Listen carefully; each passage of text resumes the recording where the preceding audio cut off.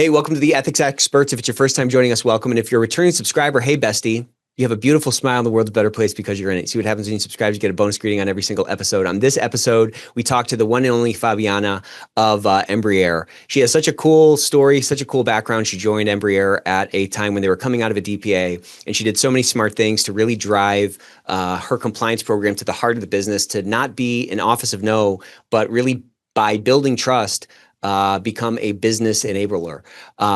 Really, I think you're going to love this episode a lot. This was really great, so I hope you enjoy. Welcome to the Ethics Experts, where we're elevating ethics and compliance and HR to the strategic level it's supposed to be. Fabiana. Hey. What's happening? A lot of things on tariffs, Brazil, US. So very busy days. Right now. Yeah. Well, welcome to the Ethics Experts. So happy to have you on. I'd love to dive right in. I want to, you have a really cool story. Your journey's been really exciting. I think you've had so many cool experiences, not just about, navigating through, DPAs and stuff like that, but also like what happens after the DPA and how you've really moved your program from the anti-sales department to really the business enablement department. And then if we have time, we can get into some tariff stuff. How's that sound? That sounds great. Thank you for having me. Thank you so much. And on the tariffs, I will answer to the best of my ability. Okay. Yeah. Well, no one knows what's going on with tariffs right now. Yes, so exactly. Nobody knows. So before we kind of dive into your, professional story, I always like to talk about, what were you like as a kid? What was it like growing up, and how did those experiences in childhood really kind of lay the foundation for what you're doing now? That's a very good question, and well, I wasn't prepared for that, but I'm gonna play by ear here. So I come from a Jewish family from Brazil, and my grandparents were they fled Poland and they fled Romania before the war. So I had a family that started from nothing in Brazil, and what I've learned my whole life is that what you have is your name, your ethical behavior, and your education, because you never know what's going to happen. So I grew up in that environment where ethics was at the top of our principles in family-wise, and education. So what my father always said that, because you never know what's going to happen, because he said, see, my parents were married in Poland and had to flee the country and start from zero. So what you have to do is study to be a very good professional and be able to work whatever you are. And you have to keep a good name. Your name cannot be tarnished. That's what he said. So this is something that guided me throughout my childhood and then my professional life. I decided to be a lawyer not because of that. I come from a family of doctors. So when I was young, we had three options, right? You either went to medical school, to law school, or to engineering school. And I decided law school. There weren't that many options as you have today. But at the end of the day, it made a lot of sense and a lot of connection to the way I was raised and to the way I behaved my whole life since I was a kid. Why did your family choose Brazil? That's a funny story. They didn't choose Brazil. Everybody who fled Europe at that time would choose America. Right. And everybody was getting a ship, and they weren't very well educated there. And that's one of the reasons why my father said you have to get your education and you have to go to a good school and study very hard. So everybody thought they were going to America, and that happened to many families in South America, Brazil, Argentina. So they thought they were going to North America because this was America for them. Some of them actually were going to America, and then the ports were closed, right? Immigration for America was closed, and the ships diverted back south. But some of them, like my grandparents, I think they thought they were going to America, and they didn't know there was a difference between North America and South America. They ended up in Brazil. How crazy is that? Imagine. That's very crazy. And then here you are. Yeah, here I am. Wow. It's very crazy. It's interesting when you come from a family that has sort of lost everything. it's like what's left over are the things that really matter. To your point, it's like your education, your word, who you are as a person. Like when you boil it all away, that's really all that's left. And I think there's a lot of good that can come from that. Obviously, losing everything is terrible. You know, fleeing your home country is terrible, especially under, you know, the circumstances that they likely left. But to get that kind of a message and get that kind of a value or get those values conveyed, it's transcended generations. You know, it's kind of, it's kind of built who you are today and the things that like you prioritize, and probably, it's had such an impact on all those folks around you. Yeah. Especially in my generation, because we still had that connection with grandparents. Now, Right. The next generation, they didn't get to meet the grandparents who fled because they were deceased by when my daughters were born, for example. So they didn't have that closeness that can translate into us learning exactly what matters in life. Which then again, kind of to that point, makes it so much more important for us who are in those subsequent generations to hold on to those core things, because like they're so fleeting. It's so easy to forget those stories that really, formed the fabric of our families and formed the sort of DNA that, is in us now. Exactly. All right. So you don't want to be an engineer. You don't want to go to medical school. You go to law school. What was that experience like for you? And how did you like that experience? Was that something that really fed you? And was that something that, like, when did you know that you were on the right path? When I was like 14 or 15, I already knew I was going to be a lawyer. I was actually between medical school and law school, and because I would like to be a doctor as well. But I thought, there are too many doctors in my family. My brother is a doctor, and I said, no, I'm going to do something different. I'm going to go to law school.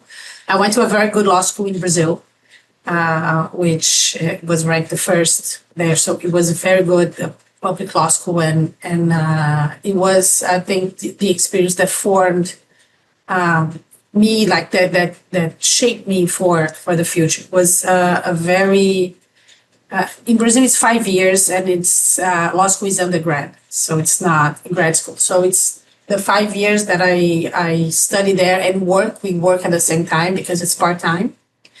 And then when I graduated, I think 3 years after, I came to the US for an LL.M, which is a laws master. And there was a second chapter of my education in law that really formed me and made me fall in love with the international aspects of law. So and then I went. What was it? Did you notice any differences between like the approach to learning law in Brazil versus what your experience in the United States was? Like, was there any difference in terms of philosophy, or how did that experience in the United States really kind of round you out and add more sort of dimensionality to, you as a lawyer?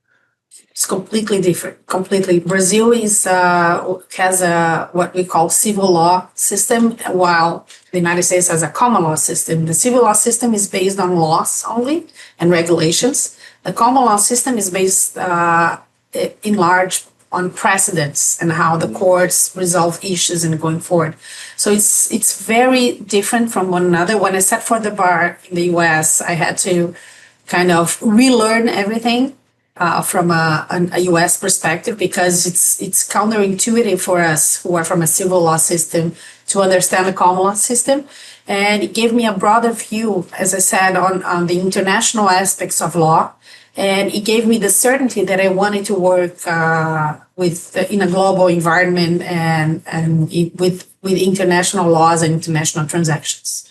Are those kind of the two kind of structures, common and civil, like across the world? Yes, basically.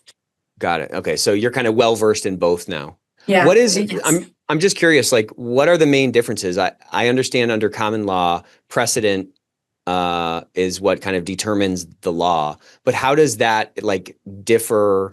Like, what's different about that in actuality on a day-to-day basis? Is it just more stuff to learn, more stuff to consider beyond just the words of the law itself? You have to understand like sort of these other cases. Yes, many different things. For example, in Brazil, if you have a contract and but you have a verbal contract, it doesn't matter. You have to have everything written down. In the US, for example, in certain circumstances, if you have a verbal contract, that's a contract. It is a contract, right? Yeah. It is. So this is just one example, but many different examples, and I had to relearn after that. And after the LL.M, I worked in the US for 4 more years in a US law firm with Brazilian clients, Spanish clients, Latin American clients, but doing US law. So it was a very good experience and provided me with a very good notion of how both systems differ and how both systems How cool. work together. So, what did you like about that 4-year experience? You sat for the bar, you're working in a law firm in America. You did that for 4 years, working with these international clients, these Latin American clients. How did you like that experience, and what did you really gather from that you've been able to, like, you know, reference or rely upon as, you know, in your kind of life in compliance now? Okay, I love that experience, to be honest. And I was working mainly with mergers and acquisitions and the capital market. So it's a very intense work. I love that experience, but I understand that it's a very, very intense. And then this was from 98 to 2001. And then I got pregnant in 2001. It was, we were planning, and I realized that even if I love the experience, I wouldn't be able to have both, right? To have a baby in New York and continue to have all-nighters and no help at all, because both of our families were back in Brazil. And then September 11th came in 2001, and I was 6 weeks pregnant. And at that time, we decided, I think it's time maybe to go back and go to be closer to family and go back to Brazil. But I don't think I would have left that early if it weren't for all the circumstances. Then I went back to Brazil, but then I wanted to go through the corporate world. Yeah. And that's why I joined DuPont, you know, the Brazilian subsidiary of DuPont. And right away, this was 2002, I started to work with legal and compliance. It was my first experience working in compliance. So But that's super interesting. Yeah, I think that experience of working in the US and working in a US environment helped me work in a US company subsidiary in Brazil. In what ways? Because I knew the system, I knew how the culture is completely different from the Brazilian, from the US culture. And I had the US culture very fresh because I was living here for 5 years. And so when I joined, it was very easy. Yeah. How would you characterize those differences? Because I'm not very familiar with the Brazilian culture. How does that how does that differ from the American culture? Or how would you just sort of characterize that at just sort of a high level what some of those sort of basic differences are? Okay, there are two main aspects of culture: the relationship aspect and the work environment aspect, right? So relationship-wise, Brazilians and I think Latins are like that. They are much more outgoing, and the relationships are much closer. And whereas in the US, you have the personal space where everybody just go to work, they work, and they leave. Even if they make friends at work, it's not as close or as open as you have in Brazil. And this is a very important cultural difference because, for example, in Brazil and I think Latin America in general, we hug, we kiss, and you can do that in the US, right? It's very different. And there is this clash. It's very funny when you see people from Brazil, when they first interact with people from the US and you introduce them. Now I think it's more globalized, but at that time, like the US person would just put their hands up for a handshake, and the Brazilian guy would just open their arms to hug. So that's on the relationship level. On the professional level, I think the US people are much more pragmatic, and they know how to differentiate between business and a relationship. In the US, you can be friends and enemies at the same time. You can have, for example, a lawsuit against that person and be negotiating an agreement on the side. That doesn't happen in Brazil or in Latin America in general. You take it personally. So you need to know how to navigate. My dad is from Cuba, so maybe that explains why I take everything so personal myself. Yeah. So you joined DuPont. It's 2001. And 2002. 2002. I'm sorry. Yeah. 2002. And that was kind of an interesting time for compliance, right? Because Sarbanes-Oxley was just coming out in the United States. It's kind of was like this new sort of resurgence. Maybe resurgence is the wrong word, but it was a real kind of a seminal moment around that time for, the creation of corporate compliance programs. So talk a little bit about how that sort of looked for you in Brazil, working for this working for this American company in Brazil, joining this legal team. And, what were you working on from a compliance perspective, and what did that sort of look like? Was that being pushed down from the States? Was it kind of emerging on its own, sort of concurrently in Brazil? And what were you kind of focused on? So I may be wrong, but I think DuPont had the first chief compliance officer in the US. Oh, wow. And the first role was a chief compliance officer, and the role that was directly connected to legal. And I can give you her name. Her name is Marjorie Doyle. And when she left DuPont, she left to be, I think, a chief compliance officer in a company that was undergoing a DPA or something like that. And now she's still around, and she trains. She's a member of the SEC, and she trains people around the world on compliance in companies. Cool. Even Embraer. When I joined Embraer, she had performed trainings at Embraer. And it was a very unique experience to be part of a company that had the first chief compliance officer. And at that time, I said, that's interesting. What does that mean, right? So DuPont was starting with the trainings, the corporate trainings, and all the preventive measures, the compliance program, all the controls. This was all new to me. But DuPont had a very interesting culture from an American standpoint. It was a company that we would call, when we joined DuPont, the pickle effect. Pickle, when you put like many different vegetables in a jar and you pickle them, at the end of the day, when you take them out, they all taste the same. Right. That's what they would say. So they say, whoever joins DuPont, because the culture of compliance and ethics were so strong throughout the company's life, whoever joined the company became one of the pickle, like we all thought the same. So it was a very strong compliance culture, very strong ethical culture. Safety was was one of the core values, actually. So the culture was so strong that I didn't face any issues, even in Brazil, to start implementing a compliance program. Wow. Everybody was always attuned, which was very different when I joined Embraer. Embraer was just finishing a 6-year investigation. So what do you attribute that to? I mean, that's extremely interesting, right? It's almost, It sounds like this first compliance officer, she was stepping into an environment that was very sort of conducive for compliance stuff. Yeah. I attribute it to the long time that DuPont was around. DuPont, when I joined in 2002, DuPont had just completed 200 years of existence. Oh my gosh. It was even older than the U.S. government, because I think when DuPont was created, it was selling gunpowder to the North. Wow! During the wars, yes. So it's even before the U.S. government. And I think it went through so many different issues. If you go to the law books, you have antitrust cases that involve DuPont, you have other cases that involve DuPont. So I think after that, you start building all of the defenses and the culture that the company needs to make sure that these cases don't happen again. So after 200 years, you have a company that have a very established culture and a very established way of cascading that culture throughout the company. The company had around like 30 to 40,000 employees, and all of them were pickles, as I said. Yeah, it was amazing. Like when you have little kids, they're like sick all the time, and it's like as they age, their body builds these antibodies and these defenses against all the infections that they can get and all the viruses and stuff like that.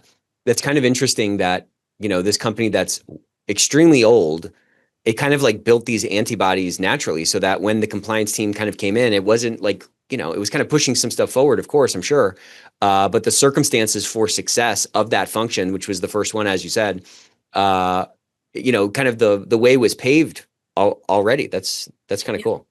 So they were just implementing the controls, implementing the policies and the processes, but I would say the culture was already there.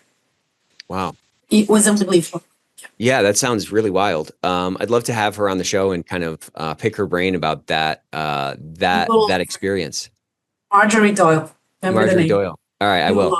Okay, so let's talk about that experience some more. So what did you start? Because I mean, here you are now, compliance executive, compliance pro, but you kind of started getting into legal and compliance again, working sort of at a very interesting time in sort of the life cycle of our industry. You started rolling out some of those basic controls, as you said. What aspects of the compliance program really resonated with you, and what really kind of drove your interest to kind of pivot now again to a career in compliance? I think all of them, and because it was the Brazilian part, like Brazilian counterpart of the legal and compliance function, I was able not only to implement these processes, but all investigations went through us in Brazil. So I think the hotline channel at the time was something that was very interesting to me, that it was a line where all employees can easily and safely report any kind of violations. That was something that really interested me, to make sure that we would correct any mistakes and investigate any mistakes in the company. And I think the aspects that, of course, the bureaucratic aspects of compliance, I think, are the least interesting, right? When you have to make sure that everybody complete the trainings, build it, fill the forms and do everything, it's the least one. But I think the whole aspect of making sure that you do the right thing and that you have the controls in place to either prevent or correct, I think are very interesting to me. Did you find in that company of pickles that the amount of risk intelligence that you were able to get your eyes on was more than maybe you have seen in other companies? Or was it kind of normal? You know what I'm asking?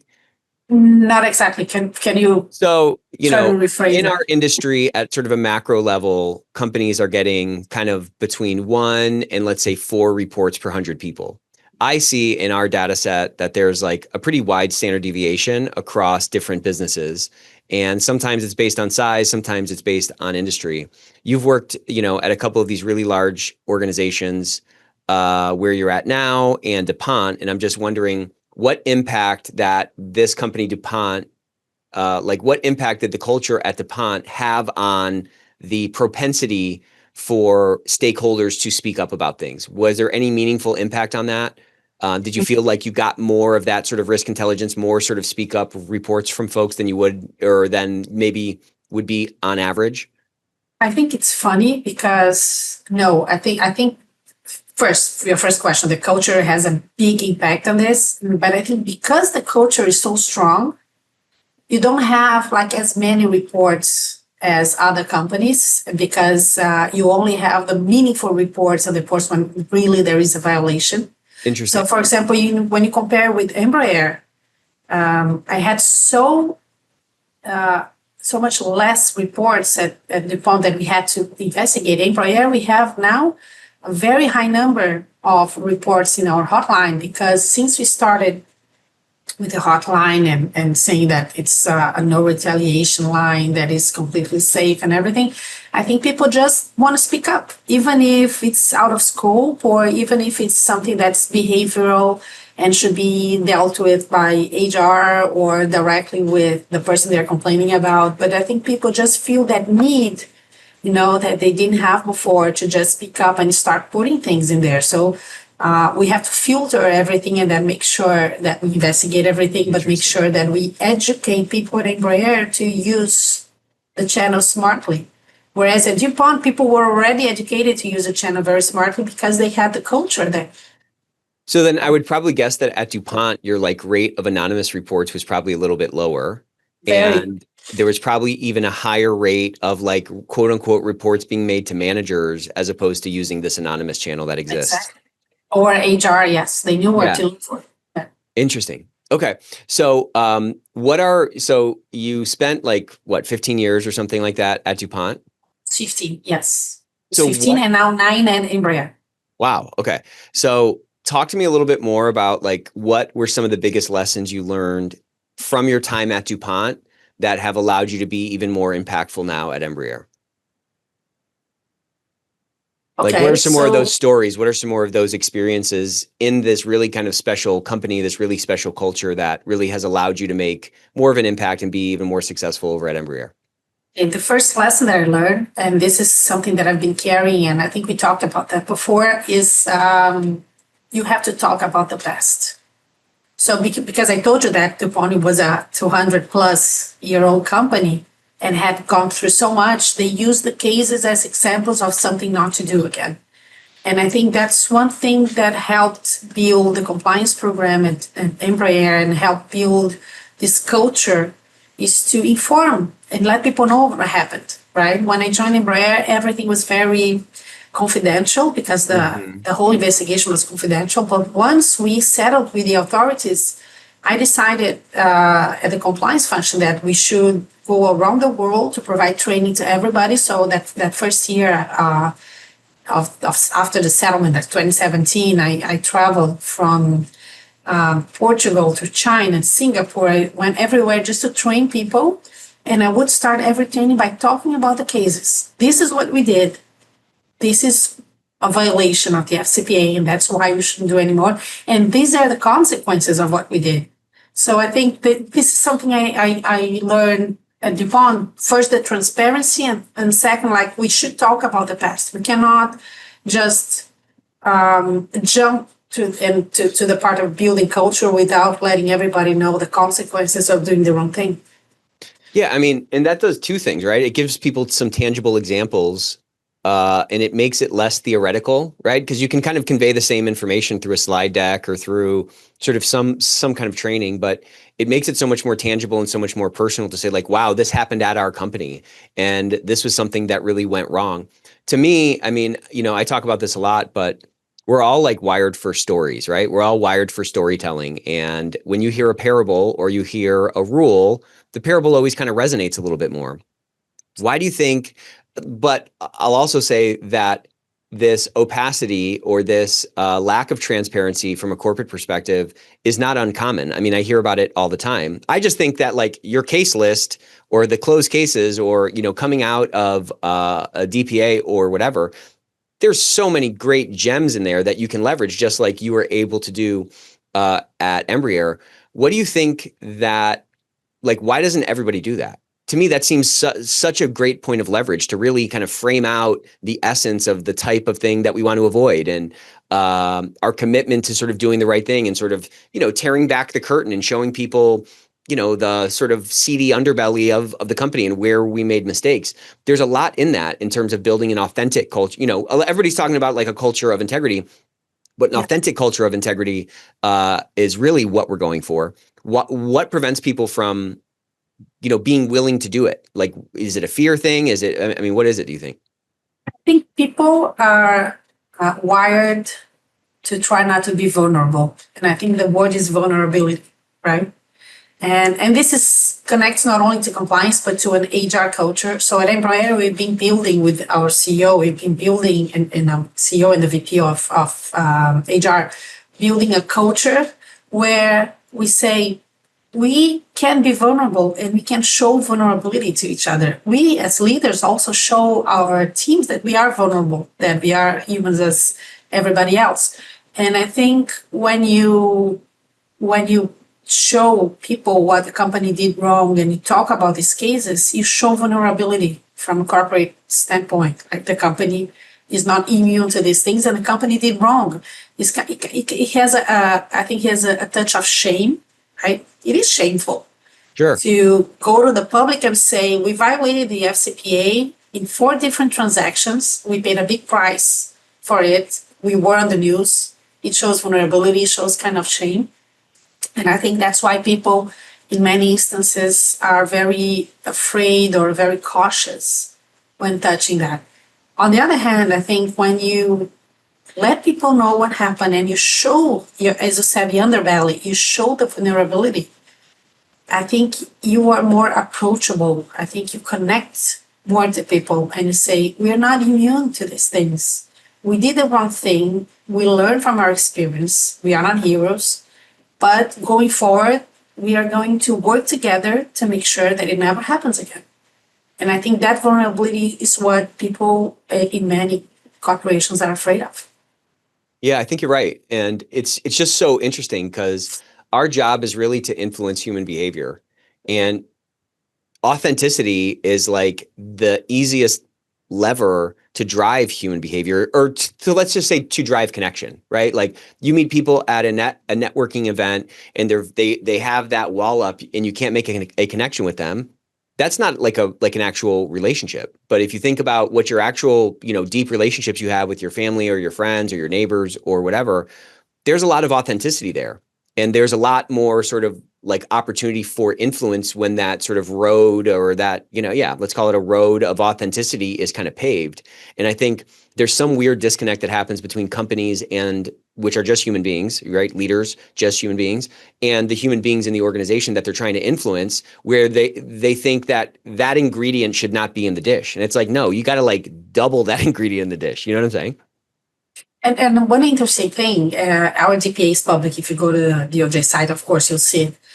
There was one clause in there that said that we couldn't publicly, while the DPA was in effect, we couldn't publicly, in any kind of interviews or media outlet of anything, diminish what happened. We couldn't ever say, and this would be a violation of the DPA, say, yeah, we were in violation in 4 different transactions, but we didn't make much money about it. They were just isolated cases. We couldn't do that. And I think that's a very good indication of the fact that you should show vulnerability. In my trainings, I don't say, there were 4 transactions, but it wasn't the norm at the company as you see in other companies or not. No, I give the right importance to the 4 transactions. I said there were 4 violations of the FCPA. 2 of them involved briberies. 1 of them was books and records, but they were important violations, and we should pay attention to that. Make sure that they don't happen again. So let's zoom into this transition into Embraer. You joined at this pivotal moment. It was just kind of finalizing its DPA. What first of all, what attracted you to that opportunity to leave DuPont, which was obviously a great company? You had a great career there. What attracted you to joining a company that was just sort of coming out of the DPA? And what was that like initial mindset you had coming into that situation? Okay, so I think it was a conjunction of factors. I usually say that the stars aligned at that time. So DuPont had just announced that it was going through a transaction with Dow Chemical, where they would join forces and then merge and then divide the company into 3 new companies. So I didn't know what the future would hold for me there, but of course I was there for the long run. But it was a transitioning time for DuPont as well. And then for Embraer would be a totally different position for me, because at DuPont I was the director of legal and compliance for Brazil and the Andean countries, which is Bolivia, Peru, Venezuela, Colombia. So it was like a scope that was big, but not as big as Embraer. Embraer, the title was VP of Legal and Compliance and Chief Compliance Officer and General Counsel. So it was global. So it would be the first time that there would be only the CEO above me, and I would be able to make all the decisions and to run a very big function and be at the very core of what was going on.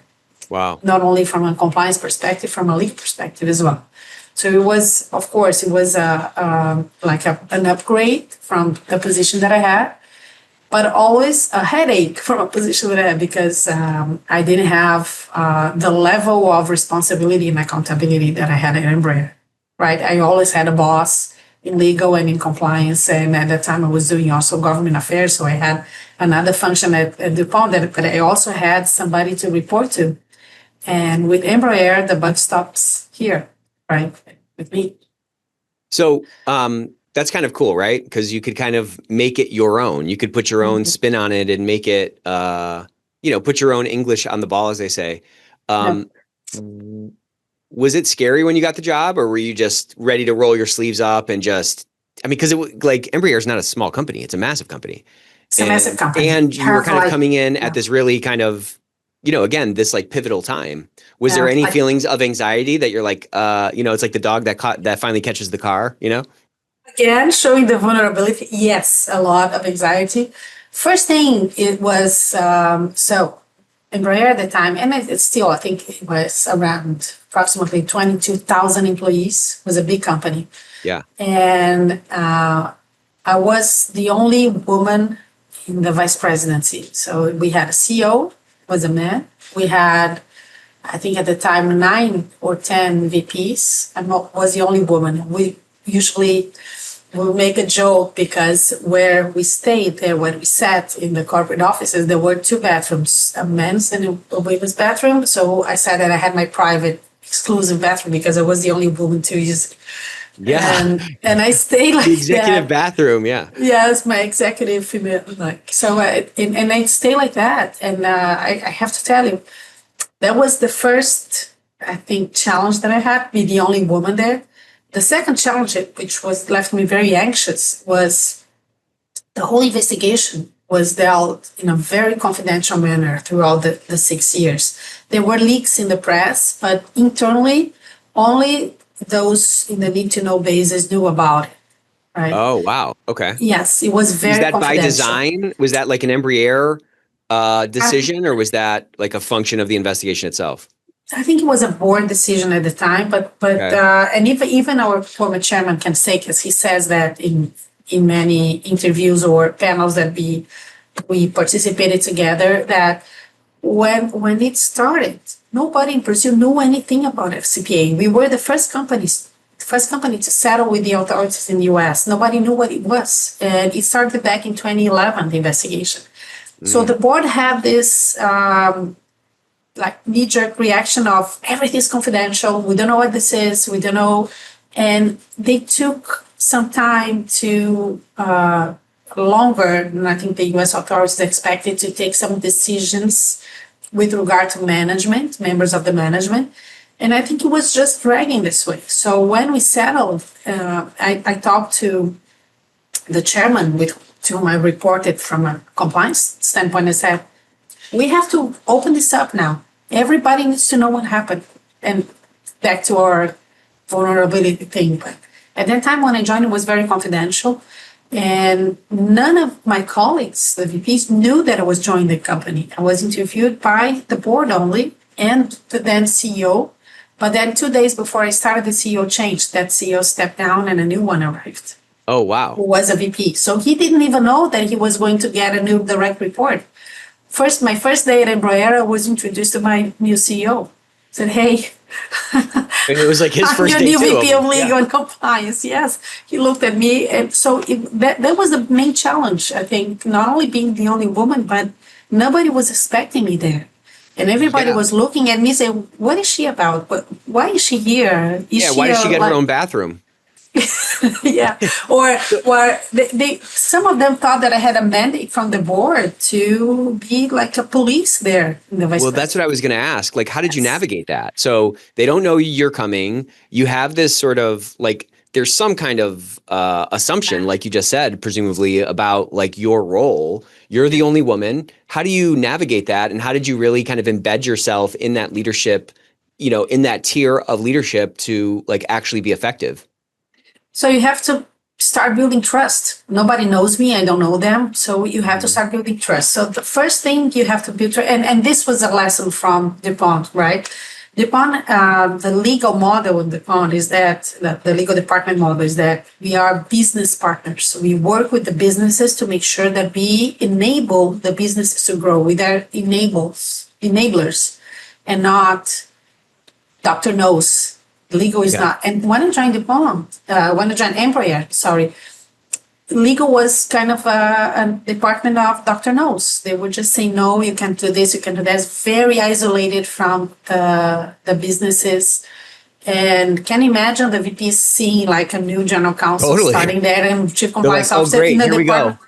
Yeah. So the first thing that I did was a complete reorganization of the legal department. The compliance function was kind of starting, and we had a lot of room for improvement because we are still negotiating the DPA. But from the legal function that was all established, I did a lot of reorganization processes in there to make sure that I divided the cells to attend specific businesses.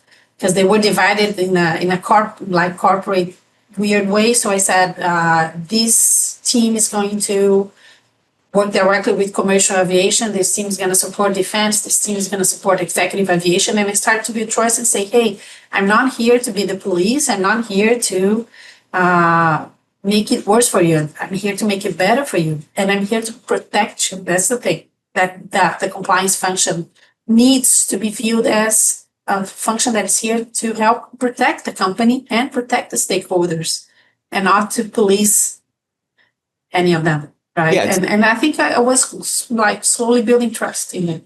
Okay. So was it something that it was like, you came in obviously with that mindset, you kind of had the chip stacked against you in some ways.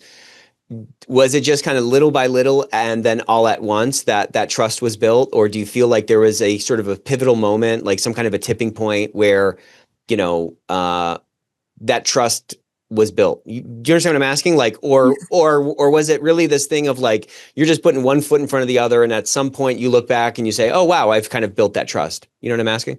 So, yeah, so it was both. In the beginning, what I did was I started to schedule lunch meetings with my colleagues individually and the CEO, just so they could get to know me. So like once a week, I would have lunch with each one of them. And I started to build those relationships with them, and we would all sit it was open office, but in a closed area just for the leadership, for the vice presidents and the CEO. So we would be together sitting side by side the whole day.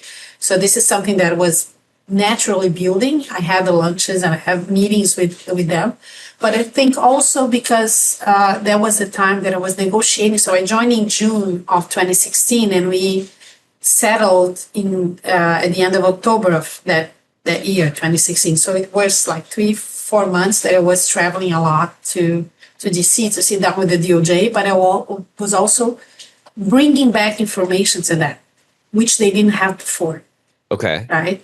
So I think by just bringing information to them and letting them know that I was being totally transparent and I think totally transparent and protective of the company and of them, and I think I started to build that trust. So it was both. I was like pushing myself, but in their environment, but I was also, I think, trying to be as transparent as possible. So they and some of them, it was very interesting because some of them would say to me during these lunches, wow, it's the first time that I'm hearing the whole story. It's the first time that somebody's really telling me what's going on.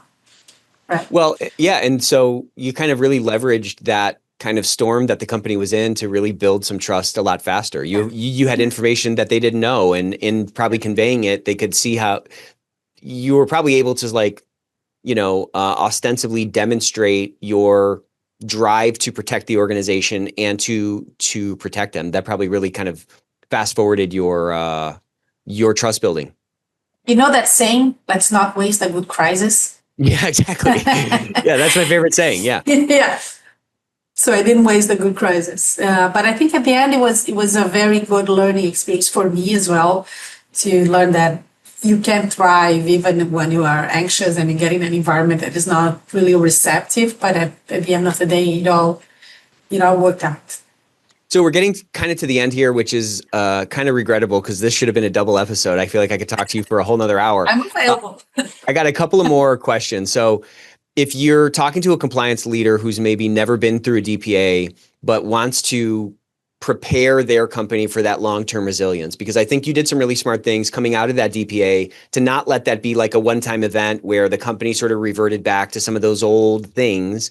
What advice would you give them, or what tactics did you utilize to make this, this crisis, as you said, the DPA, something that laid a foundation for a stronger culture of compliance many years after that was concluded?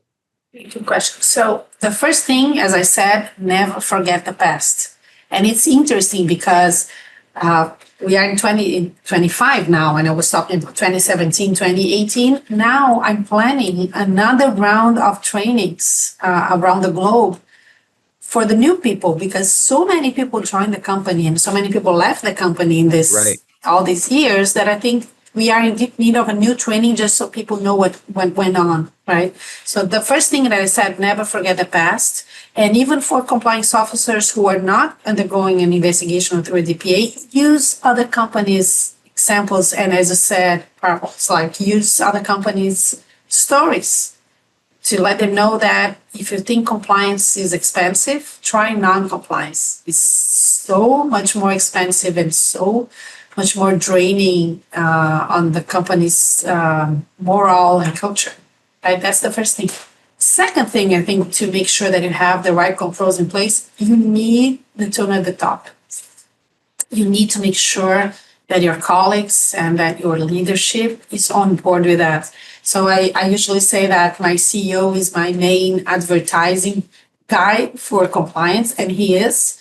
And the other VPs as well, especially the VPs of the businesses or functions that are more vulnerable, like our defense business, for example. They work only with governments. It's where we are most vulnerable, right?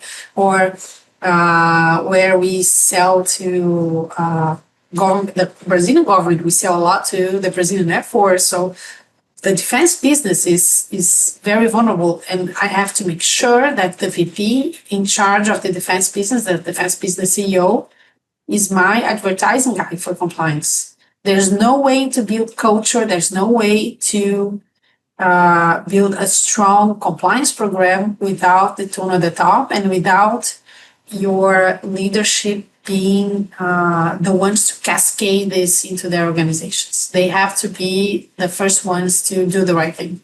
So how do you actually get them to be that advertisement? Are you recording them on videos? Are you giving them talking points to try to integrate into things like, because it's they're a very loud instrument, right? Whatever they say, a whisper from the top can feel like a yell down below. I find a lot of compliance folks don't really leverage those assets to the extent that they can to drive the influence and drive and influence the behaviors where those sort of risk owners are or where those points of risk are. So like what tactics have you employed to really, get them singing from your song sheet in a more consistent way? There are tactics that you can see, the ones that where teams cannot see, right? The ones you can see, and you're right, I have them record videos, I have them provide training. I invite them. I have, for example, once a year, I have the annual meeting of our compliance agents. We have compliance agents. We have, I think, almost 200 compliance agents spread throughout Embraer. They are in the businesses and functions, and they are our eyes and ears. They give capillarity to our program within their respective organizations. And I have the sponsorship of the VPs for that. So these are what you can see. You can see the compliance agents providing training. You can see the VPs doing videos. You can see we have like once a month we show all the VPs in the management meetings. We show the KPIs of compliance and where we are on everything and deliveries. What you cannot see is when I need the VP to understand the risks of his or her business or function. Mm-hmm. If a leader is not aware of the risks that they are exposed, there's no way they can cascade compliance. Good and point. How we do that? Yes, the first thing we every 2 years we have a risk assessment conducted by an outside consultant, and the risk assessment also entails the interviews of 60 to 80 different leaders in the company. And when we interview, we have a thermometer to see if they are aware of the businesses they are exposed to. And Smart. If they're not, I train them in that.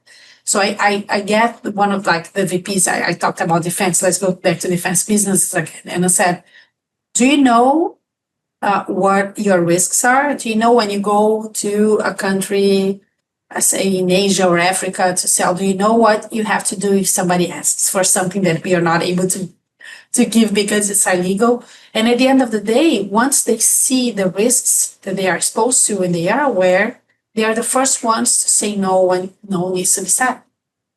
Yeah, so I guess you're right. You have to drive that awareness, and once that awareness is in place, then they're naturally gonna try to put that little fire out or make sure that wheel doesn't fall off the car or whatever, or the wing doesn't fall off the plane. Okay, I'll bring it home for you. So my last question is for you. If you could go back in time and find a young Fabiana and give her a piece of advice you wish you had earlier, what would that be? Let me think. Piece of advice. That's a very good thing. I don't deal with regrets. So I think everything I did, even the wrong things I did, even the wrong things I did were for a purpose because they helped me learn. I think